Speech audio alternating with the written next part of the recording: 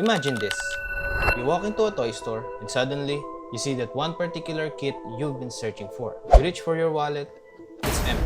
Your next salary, a week away. So you do the only thing you can think of.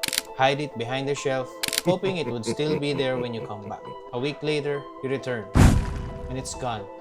Sold yesterday. Sounds familiar? That's just one of the struggles I've experienced while in the hobby of collecting Gunpla. Today, I'm sharing 20 struggles I've faced on my Gunpla journey. And I'm sure you've been through some of them too. Let's go!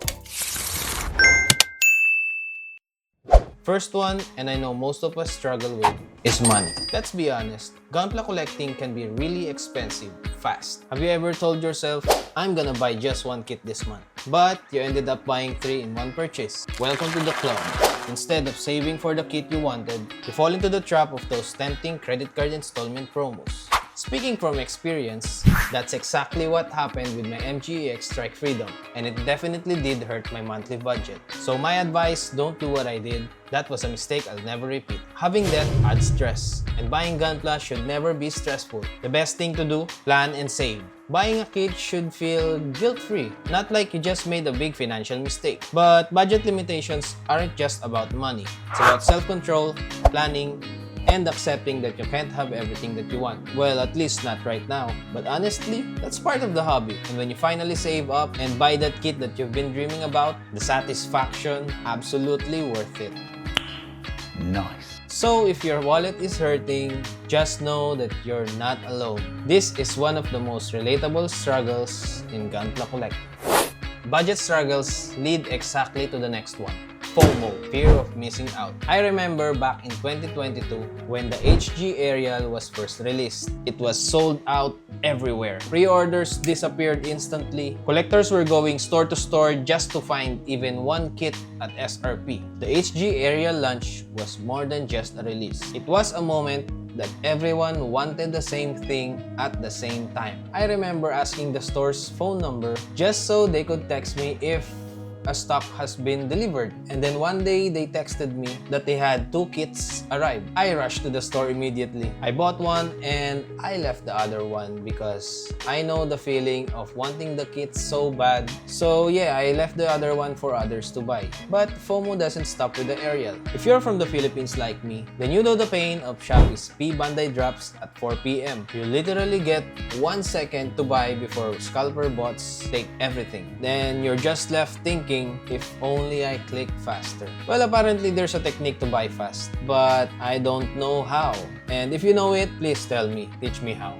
The third struggle on my list, the endless hunt for a very rare kit. When I went to Taiwan, by the way, I leave the link to that vlog in the description. I was determined to find the MG Shinmusha Black Robe version. And before the trip, I researched where to find Gunpla. And luckily, our hotel was very near the Wanyan building, where I found plenty of Gunpla stores inside. But even after going store to store, I still couldn't find it. And honestly, I'm not just looking for any copies. I was looking for one at a very reasonable price. Well, don't judge me. I just want what's best for my wallet while enjoying the hobby. But man, it's very frustrating. Walking everywhere, searching every shelf, only to go empty-handed, no Shinmusha in my hand. That's the struggle of hunting rare kits. Sometimes you win, sometimes you lose.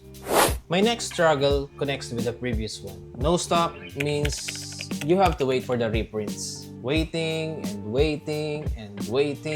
I experienced this with the PBANDAI RG Sword Impulse. I really wanted that kit. I looked everywhere. Online sellers had it, but for double the price. So when PBANDAI finally announced the reprint, I waited patiently. Then the Shopee PBANDAI drop comes. 4 p.m. hits, and in less than a second, sold out. I lost. But the universe was kind. I eventually found one during my Hong Kong trip for a really good price. Sometimes the Gunpla gods close a door but open a cheap deal in another country. But speaking of pain, here we go. The scalpers. For my next struggle, we have the scalpers. Scalpers that hurts our souls. I mean, the community. They're everywhere. Concerts, sneakers, toys, and yes, of course, Gunpla. Japan handles this problem. Well, they have a system. In my experience, when I went to the Gundam base Tokyo, you can only buy one type of kit per person using a numbered ticket. For example, when I visited, the MG Vidar was newly released. The staff gave us stubs before entering with your number, and you can only buy one Vidar per ticket. This prevents people from hoarding the entire stocks. And if you haven't watched my Gundam Base Tokyo video yet, I'll put that link in the description too. But here in the Philippines, scalpers buy everything the moment it drops and resells it for double. It hurts deeply. Well, next on the list is pre-order panic. The moment the store opens pre-orders, it feels like a race against time. Everything needs to be fast. I remember when the Solomon Physalis was announced, a local shop opened pre-orders and I bought one immediately. And thank goodness I did because it sold out almost instantly. A week later, they reopened a new pre-order for a new batch. But, of course, the price also increased because of the demand. Pre-order panic isn't fun, but it's a real part of the hobby. Sometimes you win, sometimes you regret not acting fast enough.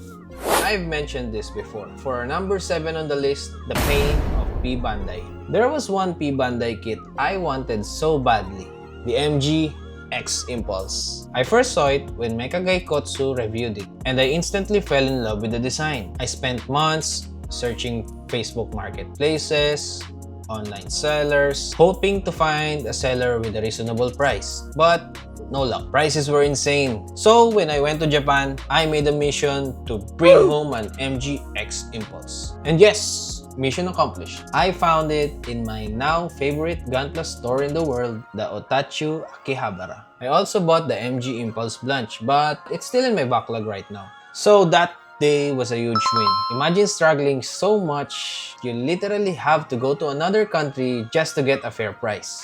If you haven't seen that video of mine where I went Gunpla hunting at Akihabara, I'll also put the video's link at the description below. Another struggle that I believe most of you can relate is the backlog that keeps on growing. If you have followed my channel, you already know I've made so much videos about this. You buy kit after kit, but don't build them. They pile up, they stare at you, they judge you. You keep telling yourself, I'll definitely build this one on the weekend. Next week becomes next month, and now you have a tower of unopened Gunpla boxes silently mocking you. And connected to that is the next struggle, our number 9 on the list, having no time to build. With work, responsibilities, errands, and adult life in general, sitting down to build a kit becomes very rare. And when you finally do have the time, sometimes laziness hits. The other reason why I'm struggling is because I am always thinking that I have to make content for each and every kit that I have when I build them. But every time I decided that I want to build, laziness hits me. That's why I never get anything done. Maybe I just really need to manage my time wisely, or I need to set a schedule where I will just build and not think about anything other than building. But when you finally sit down and open the box, the smell of plastic, the sound of cutting runners, it feels so satisfying. It reminds you why you love the hobby. But then, the next struggle hits. The 10th struggle on my list, nothing hits harder than the missing part.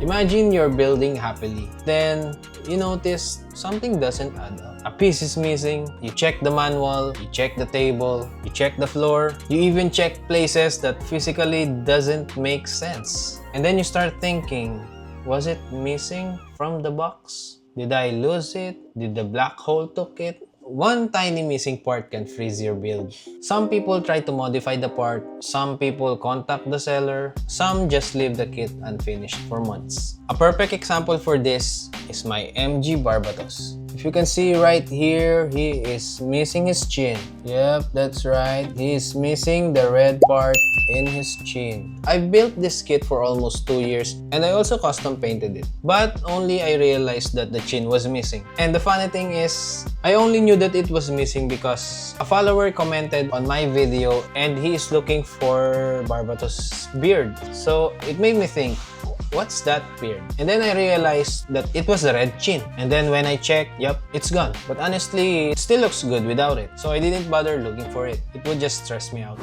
And that wraps up the first 10 struggles I've experienced during my Gunpla collecting journey. If you've made it this far, then hey, you're definitely a true builder because you've probably experienced at least one, or honestly, all of these struggles yourself. But this is only the part 1, and trust me, the remaining 10 struggles are just as relatable, chaotic, and painfully funny as this. So if you've enjoyed this part 1 of the video, make sure to like, subscribe, and hit that notification bell so you won't miss the part 2 of this series. As always, thank you so much for watching, thank you for supporting the channel, and just keep building, stay inspired, and I'll see you on the next one. If you've enjoyed this video, you'll definitely enjoy my previous one. Just click here. I guarantee you'll enjoy it.